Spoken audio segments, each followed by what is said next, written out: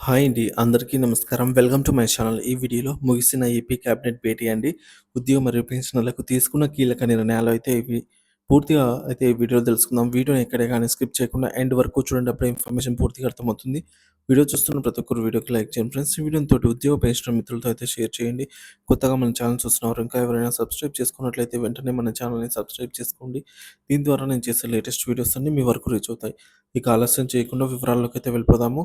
Friends ఇక విషయానికి వచ్చినట్లయితే ఏపీ క్యాబినెట్ కీలక సమావేశం ప్రజలకు, ఉద్యోగులకు, పెన్షనర్లకు ఎలాంటి నిర్ణయాలనేది తెలుసుకుందాం. ఆంధ్రప్రదేశ్ క్యాబినెట్ సమావేశం ఏపీ సీఎం చంద్రబాబు నాయుడు గారి అధ్యక్షతన అయితే ముగిసింది.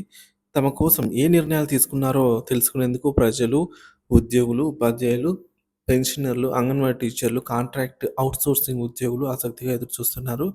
సో, ఈ సమావేశంలో మొత్తం 21 కీలక అంశాలపై చర్చ జరిపి వాటికి మంత్రివర్గం ఆమోదం తెలిపింది.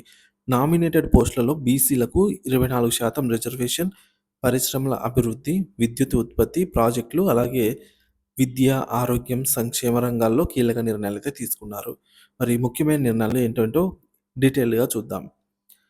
మొదటగా బీసీలకు 34% రిజర్వేషన్. నామినేటెడ్ పోస్టులలో బీసీలకు 34% రిజర్వేషన్ కల్పించేందుకు కేబినెట్ ఆమోదం తెలిపింది. మళ్ళా పరిశ్రమల అభివృద్ధికి భారీ పెట్టుబడులు. రాష్ట్రంలోని వివిధ ప్రాంతాల్లో 44,776 కోట్ల రూపాయల పెట్టుబడులతో పరిశ్రమలను అభివృద్ధి చేయాలనైతే నిర్ణయం తీసుకున్నారు. ఇకపోతే సౌర, పవన విద్యుత్ ఉత్పత్తి ప్రాజెక్టులకు ఆమోదం. రాష్ట్రంలో పర్యావరణ అనుకూలమైన విద్యుత్ ఉత్పత్తికి భారీ ప్రాజెక్టులనైతే ఆమోదించారు. ఎస్సీ, ఎస్టీ, బీసీ, మహిళా పారిశ్రామికవేత్తలకు ప్రోత్సాహక పాలసీ.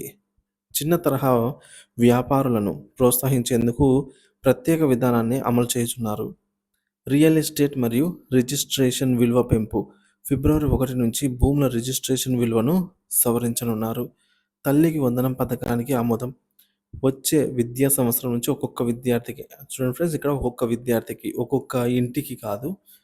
సో, ఒక్కొక్క విద్యార్థికి రూ. 15,000 అయితే ఇవ్వనున్నట్లు ప్రకటించారు. సో, ఆమోద ముద్ర అయితే పడిందనమాట.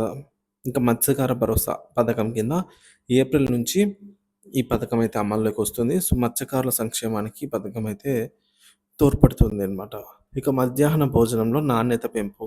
ఇకపై మధ్యాహ్న భోజనంలో సన్న బియ్యాన్ని మాత్రమే ఉపయోగించనున్నారు. పట్టాదారు పాస్‌బుక్ చట్ట సవరణ. భూ హక్కుల రక్షణ. రక్షణ కోసం పట్టాదారుల పాస్‌బుక్ చట్టం సవరణ ప్రతిపాదనకైతే ఆమోదం తెలిపింది క్యాబినెట్. ఇక గాజువాక రెవెన్యూ పరిధిలో భూముల క్రమబద్ధీకరణ, గాజువాక పరిధిలోని నిర్మాణాలకు సంబంధించి చర్చించి ఆమోదం తెలిపారు. ఇంకపోతే ఫైనల్‌గా ఎప్పుడెప్పుడని ఎదురు చూస్తున్న ఉద్యోగ, ఉపాధ్యాయ పెన్షనర్లకు ఎలాంటి నిర్ణయాలు అనే విషయానికి వచ్చినట్లయితే ఉద్యోగ పెన్షనర్లు, ఉపాధ్యాయులకై బడ్జెట్‌లోనే సో, ఈ నెల 24వ తేదీన బడ్జెట్ సమావేశాలు మొదలవుతున్నాయండి. సో, కాబట్టి బడ్జెట్‌లోనే కీలక నిర్ణయాలు ఉండొచ్చని అంచనా. 25,000 కోట్ల రూపాయల పెండింగ్ బకాయిలు, పీఆర్సీ అంశాలు ఇంకా పెండింగ్‌లోనే ఉన్నాయి. పీఆర్సీ కమిషన్ ఏర్పాటుపై నిర్ణయం తీసుకోకపోవడంతో ఉద్యోగుల నిరాశ. ఐఆర్ ప్రకటన లేకపోవడంతో 30% పెంపు ఆశించిన ఉద్యోగులకు నిరుత్సాహం ఎదురైంది. అంగన్వాడీ టీచర్లు, ఆయాల కోసం ఎలాంటి నిర్ణయం తీసుకోలేదు.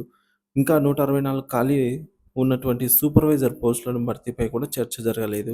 ఎన్నికల హామీ ప్రకారం అంగన్వాడీ టీచర్ల జీతాల పెంపుపై కూడా ఎటువంటి ప్రకటనలైతే క్యాబినెట్‌లో లేదు.